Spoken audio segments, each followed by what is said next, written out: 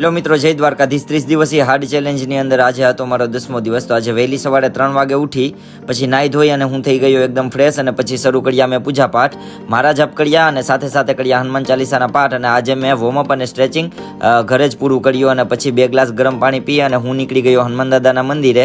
ત્યાં દાદાના આશીર્વાદ લઈ અને મેં શરૂ કર્યું આજનું રનિંગ અને આજે મેં ટોટલ 3 કિલોમીટરનું રનિંગ કમ્પ્લીટ કર્યું અને પછી આજે મેં જીમમાં પહોંચી ગયા અને જીમમાં અમારે બાયસેપ ટ્રાયસેપ ડે હતો તો તે એક્સરસાઇઝ બધી કમ્પ્લીટ કરી અને ઘરે થોડો નાસ્તો કર્યો અને આજે અમે બાઇક લઈ અને સીધા પહોંચી ગયા ઢુંસાપુડિયા દાદાના મંદિરે। ત્યાં દાદાના આશીર્વાદ લઈ અને પછી પાછા અમે નીકળી ગયા ઘર તરફ। અને આજે મારા મિત્ર રવિભાઈનો બર્થડે હતો તો મેં કેક લાવ્યા હતા અને રવિભાઈએ પાર્ટી આપી હતી। હું ચેલેન્જમાં છું એટલે મેં કશો પણ નાસ્તો કર્યો નથી।